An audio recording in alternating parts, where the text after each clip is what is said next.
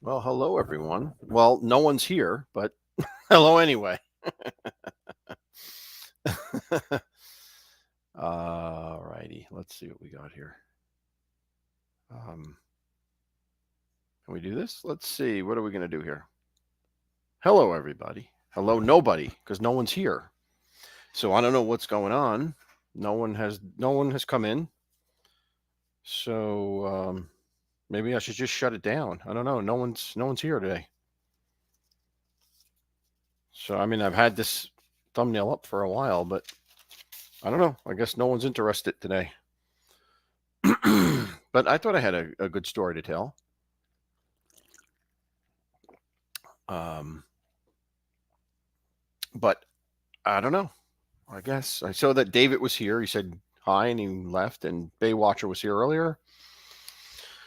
But who knows what's happening? So I do have a story to tell, so maybe I'll just tell it, and then I'll leave it here on the replay for anyone that's interested to come back and watch it. Because well, there are two people watching, so thank you, whoever's here. Thank you for watching. I appreciate that. But as you know, today is Groundhog Day, and I thought it would be interesting to explore a little bit of the creepy history for Friday Night Ghost Stories on Groundhog Day. So I'm going to light my candle as I normally do and see where we go with this story. And I think you'll like it. It's kind of interesting. But I always say that. So what the hell do I know?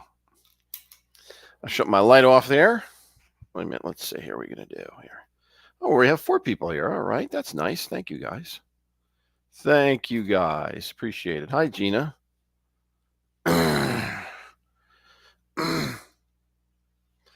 I don't understand, Gina. I always do these at 9 o'clock on a Friday. I don't understand what's going on. I don't know what people are doing, but it's disheartening.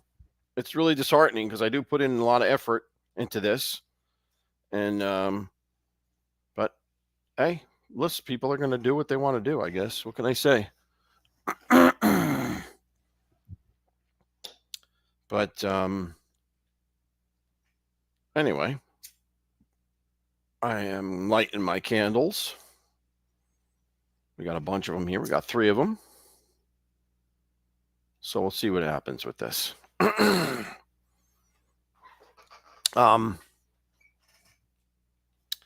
Anyway, I know there's a bit of a delay to this. I don't know why there's a delay lately with YouTube, but there is. But anyway, so Groundhog Day. Today is Groundhog Day, right? We all know Puxatawney Phil. We hear that every year in Puxatawney, Pennsylvania, where Phil does his thing. Hi, Spirit. Good to see you. Hi, Detroit. Good to see you. Stiggs, how are you? Good to see you. Thank you guys for stopping in. I appreciate it. So anyway, Groundhog Day, right? And I think today we heard that he saw his shadow. No, didn't see his shadow. I'm sorry. Didn't see his shadow. And here's let's see.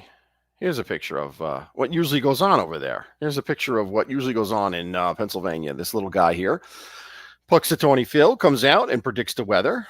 And this tradition has been going on since 1887, which is kind of cool. Something going on that long, right?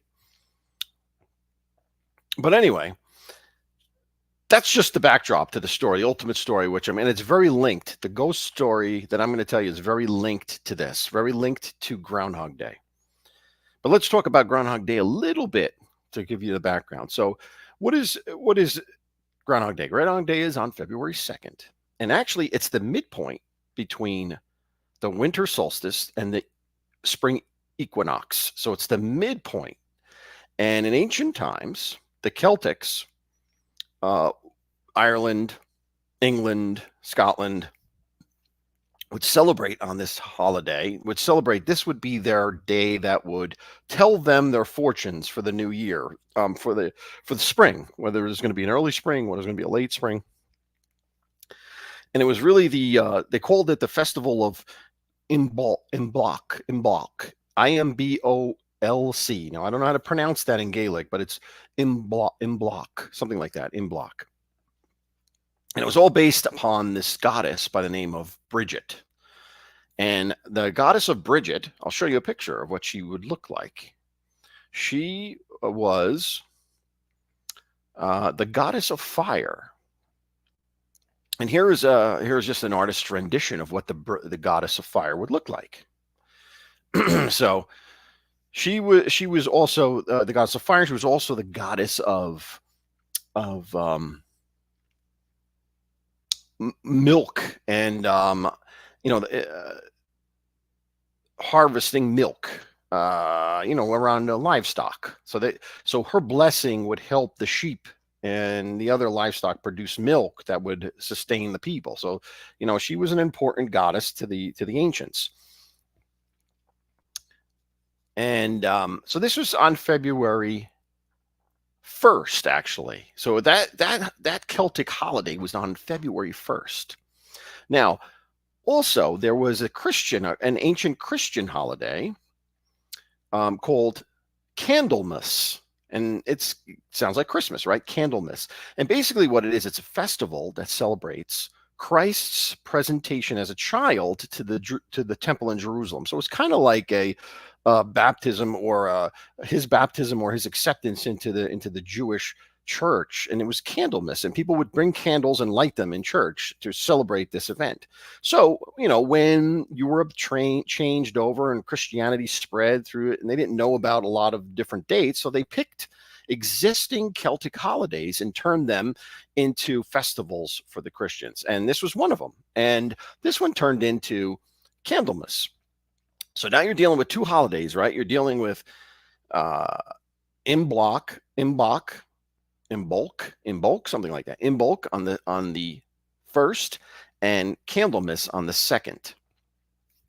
And these kind of got combined into Groundhog Day, Groundhog Day. And before the groundhog himself got involved in this, it was an idea that you could predict the rest of the winter by the weather on that day. So if it was a sunny day, it would be a cold rest of the winter. If it was a cloudy day, it would be an early spring. Hi, Bobo. Hi, Brooklyn. Hi, William.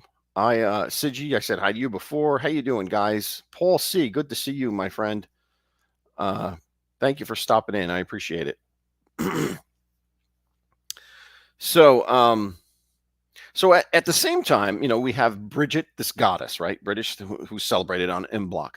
Now, there's also a Catholic saint by the name of Bridget, and this saint also they celebrate on that day, right? It's celebrated. That's the festival that's held on that day, Saint Bridget. Now, here's a picture of Saint Bridget. Wait a minute, hold on here. Where's my thing here? Where's my sharing the screen here? Sharing the screen. Here we go. Saint Bridget. There we go. That's an artist's rendition of Saint Bridget, who lived in the around the 1500s. I think she died in 15 something, the 8th century, or supposedly. Yeah, I don't know. There was anyway the 8th century, and supposedly she created a monastery in Ireland, the Kildare Monastery, right? So anyway, so that's Saint Bridget, and the whole idea that this day was predicting weather day, it also went back to that same time frame, like I said before, the groundhog. So, and there's actually a poem from 1787 that said, "If Candlemas Day be fair and bright, winter will have another flight. If Candlemas Day it be shower and rain, winter will not come again." So that's the little poem there. So you get it. If it's a bright sunny day, you're going to get more winter. If it's a cloudy, rainy day, you're not going to get winter. You're going to get an early spring, what have you. That's the theory, right? So where's our friend the groundhog come into this? Well, our friend the groundhog comes in from the Germans. The Germans adopted a process here, or a theory, cultural thing, practice, whatever, that a badger, or a small animal like a badger, would be the predictor. Whatever that person would see that animal would see their shadow. That would tell you whether it's an early winter or not. But when they come to America, right, there isn't badgers, so they adopt the groundhog because the groundhog's prevalent. So they adopt him instead of the badger, and he was similar to a badger. So they adopt the groundhog as a person. And the Pennsylvania Dutch, which are mostly they're ethnically German. They came from Germany.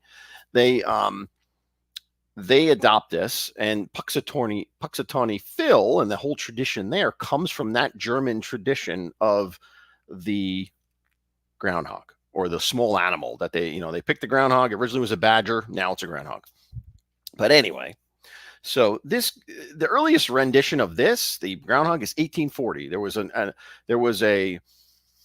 entry in a diary where it talks about the groundhog seeing his shadow, and everyone was looking to see if the groundhog would see a shadow. So it goes back to 1840. But the Puxatawny Phil guy that we talk about today actually started in 1886, 1887, around that time. That's when it first became like an official thing, an official celebration in Puxatawny, Pennsylvania. An interesting fact: since 1887, he's only not seen his shadow 21 times. If you can imagine that. Most of the time he sees his shadow, but today was one of those days where he did not see his shadow. All right, so where does the ghost story come in? Well, the ghost story comes in because you can imagine when this Puxatawny Phil process or tradition caught wind, it became a very profitable thing for the town. It was a festival that drew people and money to the town. So because of that, there was an event that happened in 1895, which nobody knows about. It's not documented about, and it's only handed down by word of mouth. And this goes, and that's because they didn't want this story to get out, and it would hurt the whole concept. Because remember, there's money involved. This is tourism for the town, and they thrive on that. So they didn't want a bad rap getting out on this. But what happened was, there was an individual by the name of Silas Gruber. Now, old Silas Gruber was a German immigrant, and he lived in Puxatawny, Pennsylvania. And when the groundhog ceremony first started, now he was a devout Christian. He was kind of like an evangelistic Christian. He didn't belong to any church. He was his own church, so to speak. But he would often walk around with the Bible, the King James version of the Bible, not the Catholic Bible, the King James version of the Bible, and he'd be preaching from it. And he always had this reputation of being a very eccentric type of person because of these things and other things, right? He lived alone. He lived on the outskirts of town. He was an older guy and just a very weird individual, and would do a lot of preaching at people, preach at you, not to you, but at you. And didn't like when people stirred or swayed away from the traditional Puritan-like values. So in 1887, when they started this ceremony, old Silas did not like this at all. He thought this was a throwback to pagan rituals, and he was vehemently against it, and proclaimed that he'd do everything in his power to stop it. Now, this started off pretty benign at first. At the first gathering, Silas showed up and decided to preach the Bible while this was going on. And most people just kind of ignored him, didn't pay much attention to him. They were having fun with the whole ceremony and having the festival and such. But as the years went by, things started to get a little weird and a little more severe. In fact, things started to happen to the ceremony. And it was believed that Silas was the guy behind all of this. For example, one year, the the hutch where the ground where Phil was kept was mysteriously nailed shut the night before, and no one knew about it. So the morning when they had to do the ceremony, the hutch was nailed shut, and they couldn't open the door to get Phil out to do the shadow activity. So they had to go through all the process of pulling out the uh, the nails and getting into the hutch where the groundhog was. And another year, the bell that they ring was there. The bell they ring when he sees his shadow or doesn't see his shadow as the proclamation. The clapper in the bell. You know what the clapper is? The clapper is inside the bell when it has the ball on it. The clapper was miraculously missing from the bell, so they couldn't ring the bell when they went through the ceremony. And then the next year, each member of the ceremonial committee, which was the mayor and some other folks that are a member of the elders of the town, they all got threatening letters, anonymous threatening letters, saying that they would lose their souls if they showed up for the ceremony on February 2nd. So things started to get a little scary. Now, most people knew that it must have been Silas because he was so adamantly against it. But there was enough fear involved that the local constable went to Silas's house and tried to investigate the situation and didn't get anywhere because Silas was zipped his mouth shut and wouldn't say a word about it. The only thing the constable got was an earful about how evil it was. The groundhog was evil, that the groundhog was actually a demon, and that those around him were practicing witchcraft. Well, it all came to a head the following year, and that was 1895, when, in the midst of the ceremony, Silas Gruber showed up with a musket and took a shot at the mayor in attempts to stop him from performing the ceremony. Now, thankfully, he missed the mayor, but the crowd jumped Silas. They grabbed him. They took him into custody, and they committed him to the local hospital there. Now, the local hospital was named Adrian Hospital, and it later turned into Puxatorney State Hospital. And there he would stay, basically committed because he was unsafe to everyone. But even when he was in the hospital, as they tried to work with him and tried to get him better or tried to bring his sanity back, he seemed to be going more and more into the wrong direction, being more and more obsessed with the groundhog, more and more obsessed with that everyone involved was a witch and that this was a pagan process and it was pure evil and that the groundhog himself was a demon.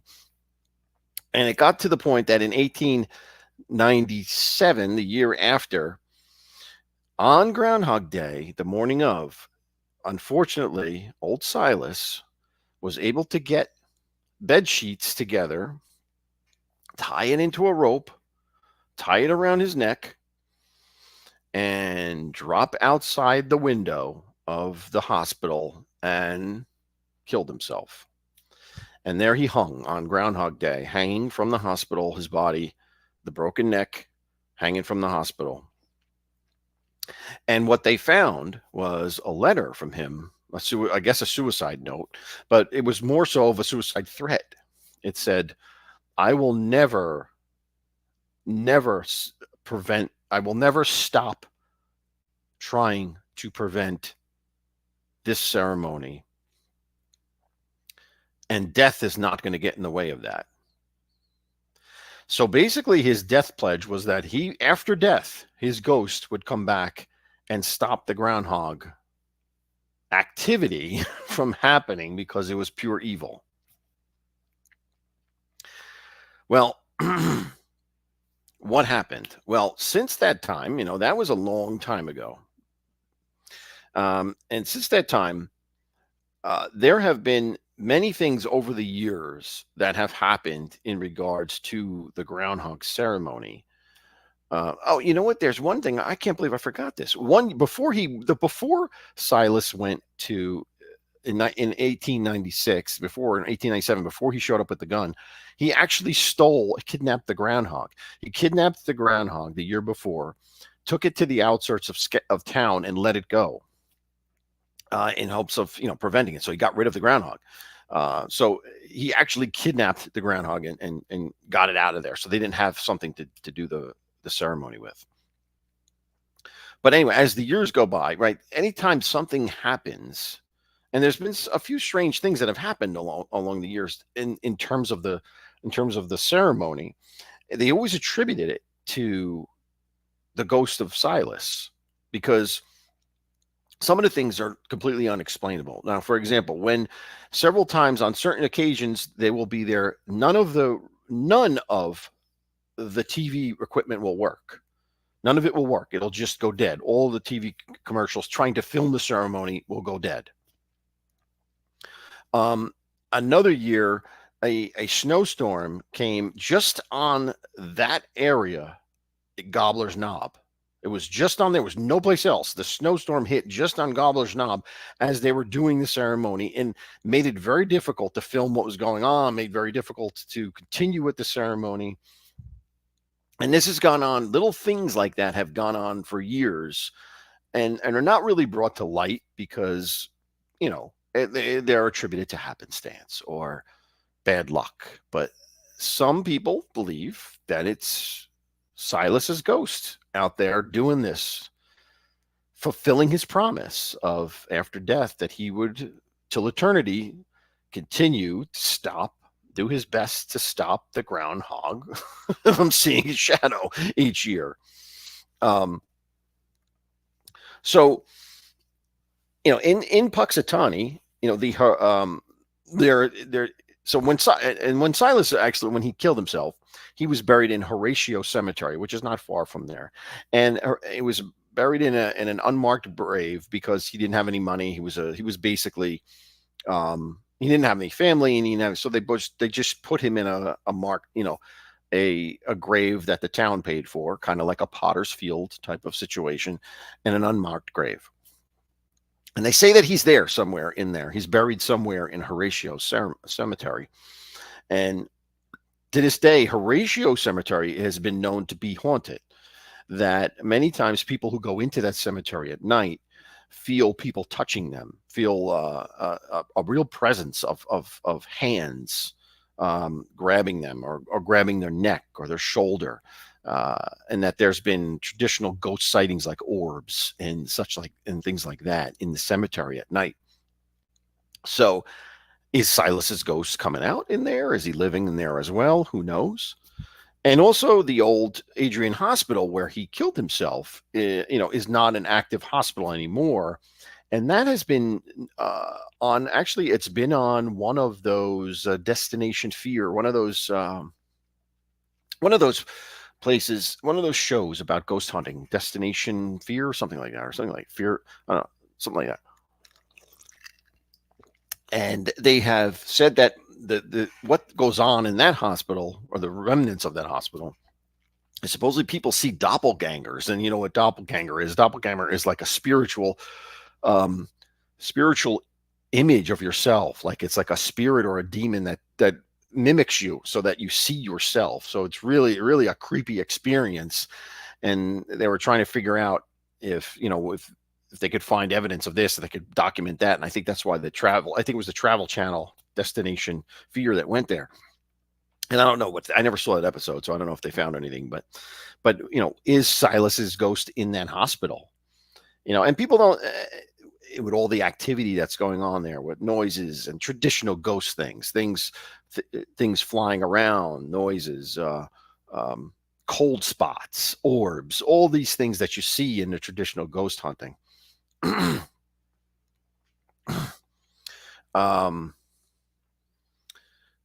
Anyway, so let me see what's going on, guys, in the chat here. Baywatch, isn't that like witchcraft himself? Well, I guess so, right? I mean, you could say that, right? He said he was going to come back from the dead. So, yeah, I guess you're right. He is kind of doing that. um, and what else? What else do I have to say about this guy?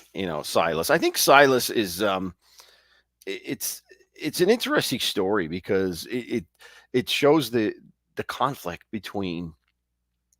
the um, conflict between the pagan and the Christian holidays there, and how they combined, and how traditionally there's always going to be somebody who thinks they know better about what God wants or what you should do for God. So, and whether this guy is such a restless spirit, I don't know. I think if there are restless spirits like him, he does sound like he would fit it. Someone who's crazy enough, was crazy enough to hang around and hang himself because he thought that a groundhog was a demon. I think anybody like that could probably not get into the pearly gates and would probably be bound someplace on Earth. But who knows? I'm just speculating. But it's just fascinating to me how such a story like this it could go on through word of mouth over the years and never be documented anywhere. And I get it; it's not documented. The factual side of this is not documented because it could have disrupted the whole money intake for the town for that for the whole process, for the whole groundhog process. A lot of money came in, and that festival makes a lot of money over the years, hundred years now, plus 120 years.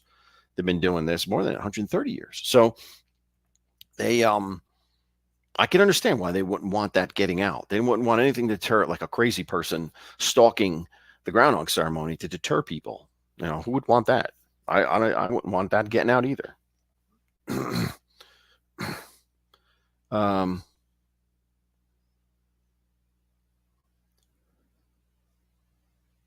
yeah. Well, no, that's what he said. It was witchcraft. Baywatcher. I didn't say it's witchcraft. That's what his theory was. His theory was that it was witchcraft because of the link to the pagan holiday. He saw that as witchcraft. So who knows? That's his neurosis.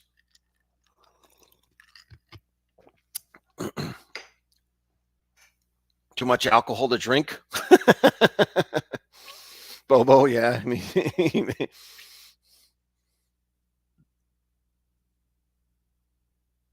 the money is for the town. The money is for the town. The money, because the festival makes money for the town. The the Groundhog Festival each year, from its very inception in 1887, has brought in a tremendous amount of money to the town because people go there and celebrate and have the festival and take part in the festival. So that's where the money comes from.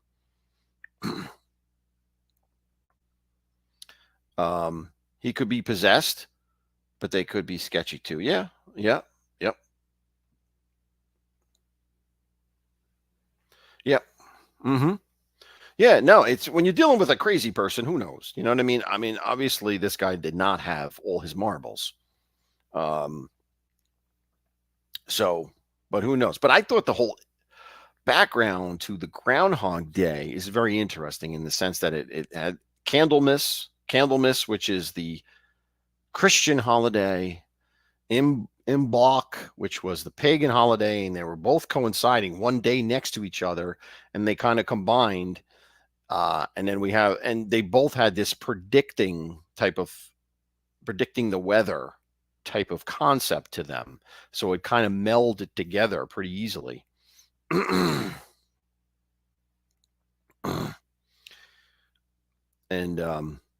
that's where it ended. It ended with him killing himself, and these things happening over the years around the whole Gobbler's Knob and how they do the ceremony and all these little gremlins that turn up every now and then to kind of disrupt things. Is it Silas's ghost? Who knows? I don't know. We'll see. Um, the mayor. I don't know if the mayor was. I don't know anything about the mayor actually. Who the mayor was. I think Silas was just crazy and just saw the mayor as the ceremonial lead. So so Silas said, I'm gonna try to shoot him because he's the ceremonial lead. So he must be the leader of the devil. He must be the leader of the witchcraft. So I'm going to shoot him. That was Silas Gruber's thinking. Warped thinking, but that was his thinking. But I don't know anything about the mayor. I don't even know his name. I couldn't even find anything about what the name was on this stuff. True. That's true. If a cult believes in it, correct. Yep. Yep. It's right. It doesn't have to be really absolutely right. But yeah, that's the So that's the story. Here's an interesting fact about the Groundhog Day concept is that traditionally, this has nothing to do with the ghost story, but traditionally the Germans would eat the groundhog after he saw his shadow, if you can believe that. That it was part of the tradition, and the groundhog would do his thing, see his shadow or not, and then they would kill him and eat him. And they said that he tasted pretty good. They thought the groundhog tasted pretty good. I don't know. I don't think it would taste pretty good, but who knows? I just thought that was a pretty funny fact that they would eat the groundhog. But who knows where those traditions come from like that. So that's what that was my story for today. That was my little story based on Groundhog Day, and supposedly we're going to see an early spring. Who knows? We'll see what happens. But here's another interesting fact about the groundhog in Puxatawny himself. There's a theory, or there's a legend, that there's only been one Puxatawny fill since 1887. And that's because every summer they give him this magical elixir that extends his life 7 years. So as long as they keep giving him this, he'll be alive, and it's the same groundhog for all of this time. So I don't know if you want to believe that or not, but that's the legend, that there's only been one Puxatawny fill since 1887. So I thought that was kind of funny. Meatloaf sandwich? Yeah, I don't know. I wonder if it is. I wonder if it tastes like meatloaf. I don't know. But I figured, a groundhog eats all kinds of crap, right? Doesn't a groundhog like just scavenge all kinds of crap? So, maybe I don't think it would taste too good, but who knows? I tell you what, don't let that groundhog near mine. The groundhog better not come near my garden this year, because I will not like that at all. Oh, thank you, Paul. Thank you for stopping by. Appreciate it.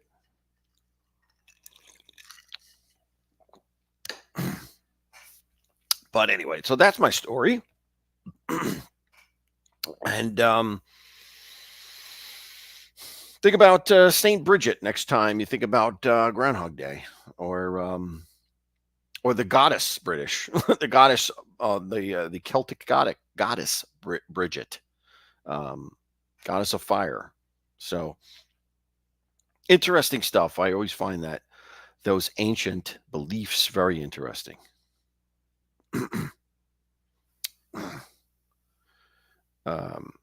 Groundhog could be a vegan. Yeah, he could be. He's definitely a vegan, I think, right? A groundhog? I don't know. I think they only eat vegetables. But anyway, I think, and by the way, speaking of vegans, I think what's that group? PETA, the animal people. They say that the groundhog ceremony is cruel. You got me. I don't know how that's cruel, but they say it's cruel, that they should not have it anymore because it's cruel to the animal. I don't know. You got me on that one. But anyway, that's my story. I hope you enjoyed it. It was a short one, but I thought it was an interesting one. And it relates to the holiday. It's to the day, Groundhog Day. So, and anyway, and in that case, I'm going to say thank each and every one of you who took the time to stop in. I appreciate it. Usually I have a lot more people. I don't know why nobody is here or came this time, but c'est la vie, right? That's how it goes. Well, thank you, Gina. I appreciate you hanging out and listening. I really do.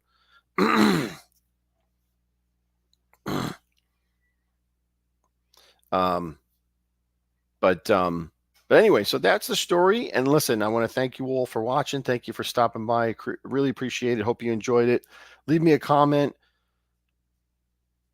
Press the like, whatever you want to do. That's great. It's always appreciated. Thank you, Baywatch, for all your interaction. Thank you, Gina. Thank you, Bobo. Thank you, guys. Appreciate it. And I want to say, as always, thank you for watching and thank you for building the guild. And tune in for the Godfather show on Sunday if you'd like. We'll be doing that. We'll continue to do that. And as always, I hope you have a great weekend and God bless. Thanks again.